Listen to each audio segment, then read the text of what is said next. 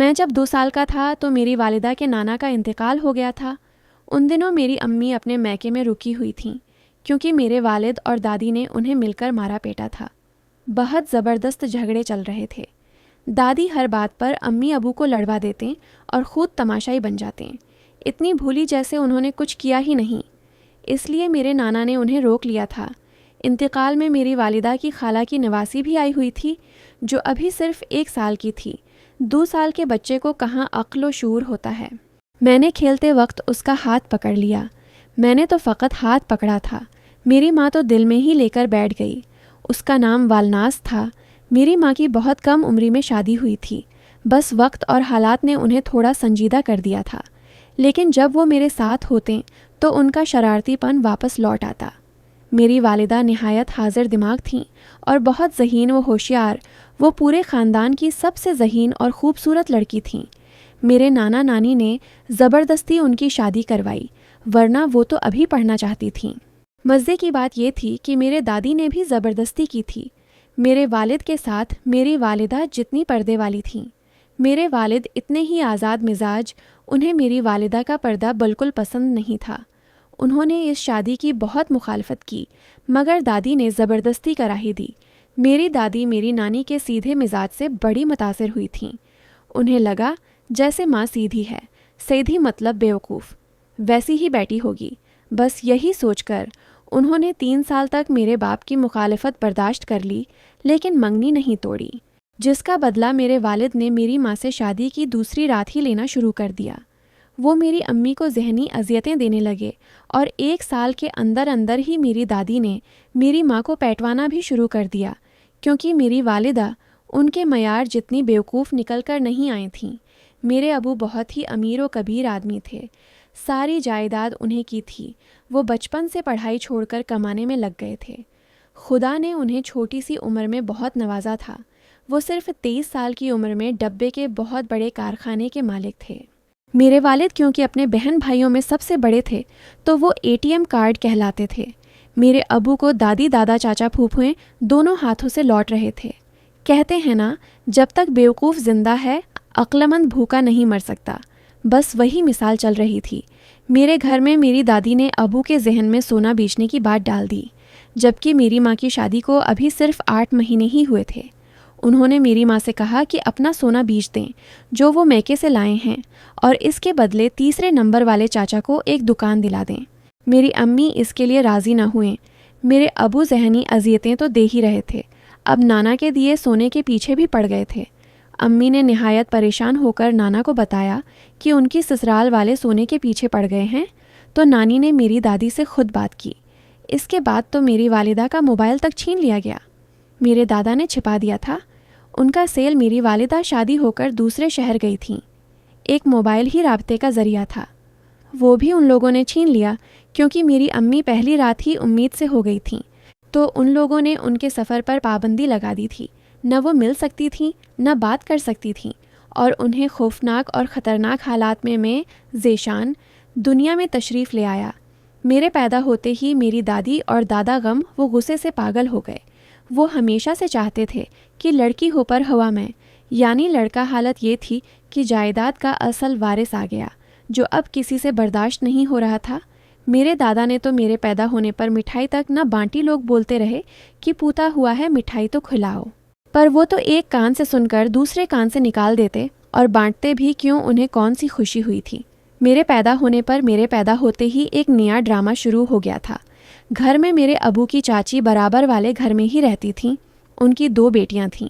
चाची मशहूर ज़माना जादूगरनी थी। उसकी बेटियों के किरदार के बारे में मोहल्ले का हर लड़का जानता था। उनके घर का माहौल निहायत ही गंदा था। चाची के मना पर वो गालियाँ मिलतें, जो शायद गालियों की डिक्शनरी में भी न हों। यकीन माने, जो गालियाँ कभी आपने सुनी भी न होंगी। वो चाची के मना पर हर वक्त का कलमा थीं। मेरी दादी की भी चाची से हर वक्त लड़ाई रहती थी, लेकिन न जाने मेरे पैदा होते ही ऐसा कौन सा करिश्मा हुआ था कि ये लड़ाई दोस्ती में बदल गई। मेरी दादी ने मुझे मेरी वालिदा से छीनकर उनके घर भेजना शुरू कर दिया। मैं पूरे पूरे दिन उनके घर पड़ा रहता। मेरी दादी दुनिया की नज़र में अच्छा बनने के लिए सबसे बहाना बनाते कि चाची और उनकी बेटियों को मुझसे बहुत मोहब्बत है। उनकी बेटी सुबह होते ही लेने आ जाती हैं तो मैं मजबूर हो जाती हूँ देने पर, आप सोच सकते हैं। जिससे उसका बच्चा छीन लिया जाता हो और पूरे दिन किचन में खड़ा रखा जाता हो। वो सबसे रो रो कर कहती रहते हैं कि मेरा बच्चा ला दो, मुझे उसे दूध पिलाना है, वो भूखा होगा। लेकिन किसी के कान पर जूं ही नहीं। रेंगती लड़ाई झगड़े इसी तरह चलते रहे और आखिरकार मेरी वालिदा को नाना ने रोक लिया। मेरी अम्मी का नाम फबीहा और वालिद का नाम शायान। मैं जब सिर्फ 2 साल का था तब मेरी माँ अपने घर में एक एक से कहती कि मैं तो अपने बेटे का रिश्ता वलनास के लिए लेकर जाऊंगी। ये सुन सब खूब हंसते मेरी नानी तो वालनास की खाला के कान तक भी ये बात पहुंचा आई थी कि फबीहा हर वक्त घर में ये बोलती है। फिर एक दिन अचानक मेरे दादा और वालिद आकर मुझे मेरी माँ से छीन कर ले गए। वो मिलने का बहाना करके आए थे। मौके पाते ही मुझे लेकर गाड़ी में बैठ गए। मेरी माँ तड़पती सी रह गई। उन्होंने दुनिया में ये ढंढोरा पेट दिया कि फबीहा ने अपना बेटा खुद ही दे दिया। हम उसे लेने गए थे पर वो आई ही नहीं और बेटा ज़बरदस्ती हमें पकड़ दिया। कभी अकेले बैठकर सोचता हूँ तो समझ नहीं पाता लोगों ने कैसे यकीन कर लिया उनकी बात पर। भला कोई माँ भी खुद से अपने जगर के टुकड़े को जदा कर सकती है? क्या उन औरतों के सीने में माँ का दिल नहीं, जो उन्हें खबर नहीं कि एक माँ अपनी जान तो दे सकती है पर अपने बेटे को जदा नहीं कर सकती? औरतें बैठकर मेरी माँ को बरा भला कहती। मेरे नाना ने 2-3 बार फ़ोन करके मुझे मांगा, लेकिन दादा ने अपनी फिरौनियत दिखाई और ये कहकर फ़ोन काट दिया कि जाकर कोर्ट से ले लो। मेरे नाना कोई अमीर आदमी न थे। बड़ी मुश्किल से तो कर्ज़ा लेकर उन्होंने अम्मी की शादी की थी। वो 2 साल बाद भी कर्ज़ा ही उतार रहे थे। बेटी को जब बड़े घर में ब्याते हैं तो जहीज़ भी फिर उस बड़े घर के मुताबिक ही देते हैं, भले ही बाल बाल कर्ज़े में डूब जाएं। मेरे नाना का भी यही हाल था। मेरे नाना ने ख़ानदान के तमाम बड़ों से बात की जो खुद को चौहद्री बनते थे, पर मेरे दादा के आगे सब खामोश हो गए। शायद पैसा चीज़ ही ऐसी है, कोई भी मेरे दादा से बिगाड़ना नहीं चाहता था। मेरे दादा दादी ने अबू को दूसरी शादी के सुनहरे ख्वाब दिखा दिए थे, जिसके बाद तो वो दादा का तोता बनकर रह गए थे। अपनी जैसे कोई अक्ल ही ना हो। मैं किस तरह पला बड़ा हूँ ये तो सिर्फ मैं ही जानता हूँ या मेरा खुदा। जब से मैं पैदा हुआ था मेरा बाप मेरी माँ से कहता था, बच्चे बनवा के पल जाते हैं। इस जुमले से साबित होता है कि वो मेरी माँ को कभी रखना चाहते ही नहीं थे। इस पर मेरी माँ तड़प कर कहती, पिलते नहीं रोलते हैं, क्यों मेरे होते हुए बच्चे को बनमा का करने पर तले हो? अब सोचता हूँ तो दिल कहता है, हाय कितना सच कहती थी मेरी माँ। मेरे दिल में मेरी माँ के लिए शदीद नफ़रत भर दी थी। उन लोगों ने इतनी कि मैं उन्हें कभी देखना भी नहीं चाहता था। लोग मुझे देख बेसाख्ता की उठते कि तुम तो बिल्कुल अपनी माँ जैसे खूबसूरत हो। ये जुमला सुनते ही मेरे तन बदन में आग लग जाती। मुझे अपने बाप की तरह काला होना मंजूर था, पर अपनी माँ से किसी भी मामले में मशाबहत रखना हरगिज़ नहीं। मैं इंटर के इम्तिहान से फारिग होकर अपने दोस्त की शादी में कराची गया। मेरी माँ भी कराची की थी। कराची में दाखिल होते ही मेरा दिल बावला सा हो गया, काबू में ही नहीं आ रहा था। ना जाने कैसी अजीब सी बेचैनी ने मेरे दिल को जकड़ लिया। शायद वो मेरी माँ का शहर था, इसलिए मैं शादी में शिरकत करके फ़ौरन लौट जाऊंगा, ये कहकर अपने दिल को तसल्ली देता। शादी में मैं अपने दोस्त के साथ खड़ा था। मैं निहायत ही खूबसूरत व खूबरो नौजवान था, इसलिए हर लड़की मुझे मड़ मड़ कर देखती। अचानक वेटर से मेरे कपड़ों पर काफ़ी गर गई। जैसे साफ़ करने में तेज़ी से वाशरूम की जानिब बढ़ा, वापसी पर मैं अपना कोट झाड़ता हुआ आ रहा था। मैंने देखा नहीं कि सामने से एक लड़की आ रही है। वो अपने सैल में मगन थी। हम दोनों के सर ज़ोर से टकरा गए। मैंने अपनी पेशानी मसलते हुए जब उस लड़की की जानिब देखा तो पहली ही नज़र में उसका गर्विदा हो गया। वो सर से पाँव तक सरापाए हुसन थी। औफ मेरे मुना से बेसाख्ता निकला। मैं बयान नहीं कर सकता कि उस लम्हे दिल की कैफियत किया होगी थी। न जाने क्यों उसके चेहरे पर मुझे देखते ही मुस्कुराहट बिखर आई। शायद उसे भी मैं अच्छा लग गया था, ऐसे ही अंदाज़ा लगा रहा हूँ, पक्का नहीं की सकता। तुम ज़ीशान हो राइट? उसने मुस्कुराते हुए इस्तफसार किया। मैं तो हका बका निगाहों से उसे देखने लगा। मैं तो पहली बार कराची आया था।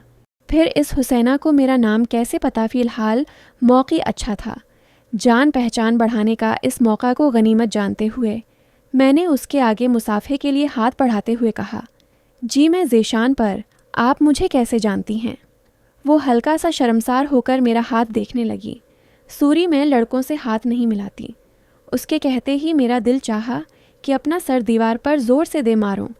पहली बार ऐसा हुआ था कि मैंने किसी की जानिब हाथ बढ़ाया हो और उसने मना किया हो। मैंने शर्मिंदा होते हुए अपने हाथ को अपने कोट की जेब में डाल लिया। मुझे महसूस हुआ कि उसने मुझे जलील कर दिया है। अच्छा मैं चलता हूँ, गुस्से से कहकर मैं दानत पेसता हुआ आगे बढ़ गया। मैं गुस्से का बड़ा तेज़ था, या यूं कहीं कि वक्त और हालात ने मुझे ऐसा बना दिया था कि मैं छोटी छोटी बात पर भी गुस्सा हो जाया करता। ज़ेशान मेरी बात तो सुनो, वो कहते हुए पीछे आई। जी बोले।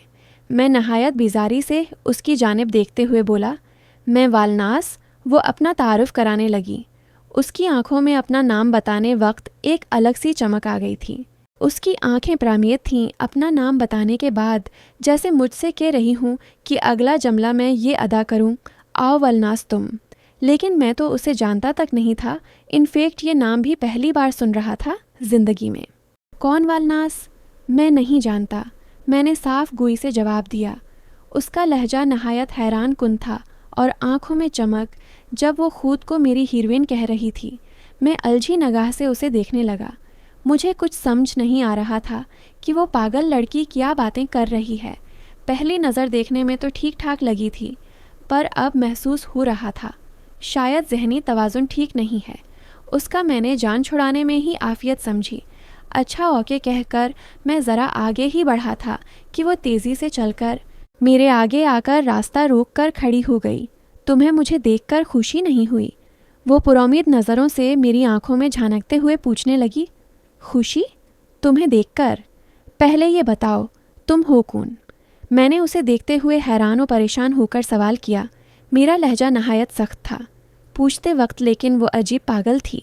मुझे देख फिर भी मुस्कुराते हुए कहने लगी, बताया तो है तुम्हारे नावल की हीरोइन। अब उसकी बातें मेरा ब्लड प्रेशर हाई कर रही थीं। क्या ये लड़कों को पटाने का नया तरीका है? पहले हाथ न मिला कर उनकी इंसल्ट करना, फिर आगे आकर रास्ता रोक कर खड़े हो जाना और बार बार खुद को उसकी हीरोइन कहना। मैंने उसे देख बेरुखी और बेजारी से इस्तिफसार किया तो जवाबन मुस्कुराते हुए कहने लगी, लगता है तुमने अभी तक नावल पढ़ा ही नहीं। अजीब लड़की थी। न मेरे गुस्से का असर हो रहा था उस पर, न बेरुखी और बेजारी का। बस मुझे देख ऐसे फिदा हुए जा रही थी जैसे सालों से जानती हो या मेरी कोई फ़ैन हो। कौन सा नावल? मैंने अब्रो उचकाते हुए उसे देख पूछा। मेरी माँ की ख्वाहिश थी। वो पगली उसने मुस्कुराते हुए नावल का नाम लिया। सूरी, मैं नावल नहीं पढ़ता। मैंने सिपाट सा जवाब दिए कर उसके साइड से जाने की कोशिश की तो उसने फ़ौरन अपना हाथ रास्ते में हायल करके मुझे फिर रुका। ये तो गलत बात है यार, तुम्हें पढ़ना चाहिए था, ख़ास तुम्हारे लिए ही तो लिखा गया है। वो उसके लहजे में अफसुर्दगी थी ये जुमला कहते हुए। तुम क्या बातें कर रही हो? मुझे कुछ समझ नहीं आ रहा। प्लीज़ मेरा रास्ता छोड़ो, मुझे जाना है। मैं उसे बेजारी से देखते हुए कह रहा था। अच्छा बाबा, मैं हट जाती हूँ तुम्हारे रास्ते से, पर पहले अपना मोबाइल दिखाओ। उसने मेरे आगे अपना हाथ बढ़ाया था। क्या अपना मोबाइल दूँ? मैं भला क्यों? एक अजनबी लड़की को अभी मैं बोल ही रहा था कि उसने मेरे कोट से खुद ही मोबाइल निकाल लिया। मैं तो दम बखूद आंखों से उसकी जुरात देखता रह गया। ये क्या बदतमीज़ी है। मैं उसे देख गुस्से से भूला, लेकिन वो तो मोबाइल में मगन थी। ऑनो पासवर्ड, उसने मुना बसूरते हुए कहा। फिर मेरी जानिब बगूर देखा। एक लम्हा ज़ाया किए बगैर मेरा अंगूठा पकड़ कर मोबाइल के स्क्रीन पर टच कर दिया। मैं उसकी जुरत देख उसका चेहरा तख्ता सा रह गया था। ये क्या भला है? मैं उसे देख दिल में सोचने लगा। एक्सक्यूज़ मी, क्या आपको नहीं लगता कि आप अपनी हद पार कर रही हैं? मैंने अपनी पेशानी मसलते हुए उससे इस्तिफसार किया।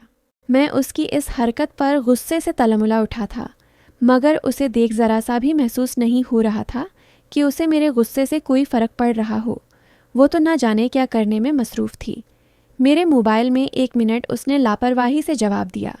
मोबाइल में देखते हुए ये लो नावल के 2 हिस्से जो आ चुके हैं वो मैंने तुम्हें सेंड कर दिए हैं। व्हाट्सएप पर प्लीज़ पढ़ना मत भूलना। ओके, उसने मेरा सेल वापस देते हुए इंतहाई मिनती अंदाज में कहा।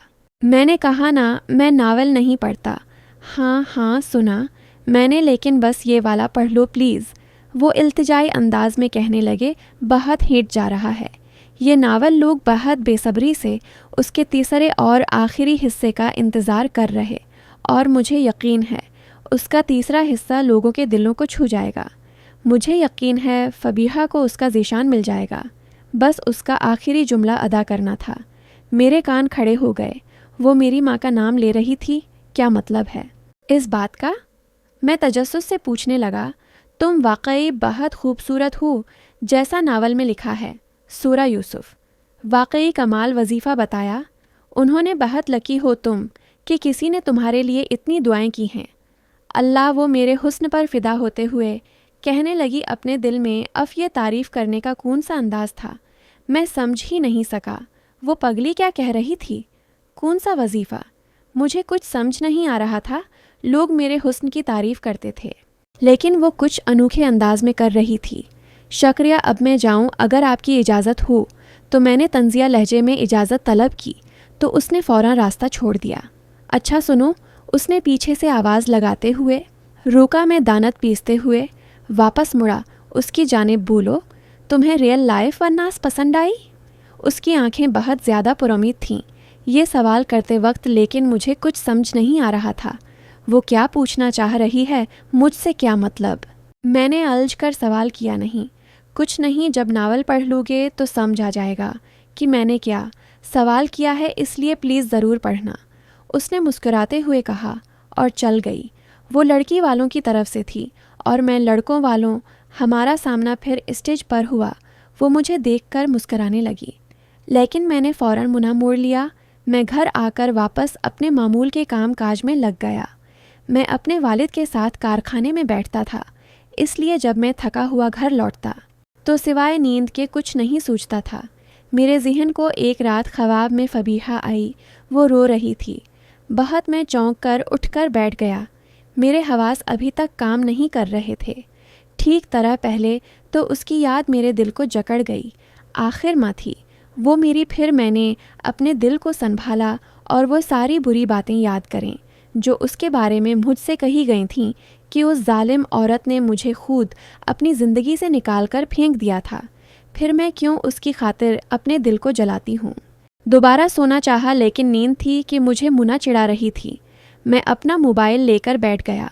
ऐसे ही चला रहा था कि वलनास का सेंड किया हुआ नावल नज़र आया। मैंने देखा तो नावल का तीसरा हिस्सा अभी तक नहीं डला था। करने के लिए कुछ नहीं था तो मैंने सोचा नावल ही पढ़ लूँ। हो सकता है इतना बोर हो कि पढ़ते पढ़ते ही नींद आ जाए। मुझे पढ़ने लिखने का बहुत शौक़ था। मेरा मालूमाती मुतालिया काफ़ी ज़बरदस्त था, लेकिन नावल कभी नहीं पढ़े। हाँ, मैं कभी कभार जासूसी किताबें और रसाले पढ़ लिया करता था। मैंने बेड पर लेटे लेटे ही पढ़ना शुरू किया। नावल मेरी माँ की ख्वाहिश थी। वो पगली मेरी कहानी मेरी ज़बानी सूझ रही हूँ। कहाँ से लिखना शुरू करूँ अल्लाह? ये ज़िंदगी वो सबक सिखाती है जो किसी किताब या तालीमी इदारे में नहीं सिखाए जाते। हर लम्हा आने वाला ट्रेजर हंट की तरह होता है। ख़बर ही नहीं होती कि आगे क्या होने वाला है। जब मैं मैट्रिक से ए ग्रेड में पास हुई तो बहुत ख्वाब थे मेरी आंखों में। मैं जब कॉलेज में पहली बार लिस्ट में नाम चेक करने गई तो मैं और मेरी ममा हैरान रह गए कि कंप्यूटर स्टडी के सब्जेक्ट में मैं 7वें नंबर पर हाईएस्ट रैंकिंग पर थी। मेरे लिए ये बहुत बड़ी बात थी क्योंकि मैंने बगैर किसी ट्यूशन और कोचिंग के ये पोजीशन हासिल की थी। मेरी आंखों में इतने ख्वाब थे जितने आसमान पर सितारे खुदा ने मुझे बेपनाह सलाहियतों से मालामाल किया था। मैं जिस जगह जाती मेरा प्रचार शुरू हो जाता। वो सिलाई सेंटर हो या ब्यूटेशन का कोर्स, वो नाजिरा कुरान हो या आलिमा का कोर्स। आप मेरी जहानत का इस बात से अंदाज़ा लगाएं कि मैं यूनी की स्टडी और आलिमा का कोर्स साथ साथ कर रही थी। लोग मुझसे मजाक में कहते, थोड़ा सा फैज़ हमें भी दे दो। मैं सिर्फ पढ़ाई का कीड़ा थी।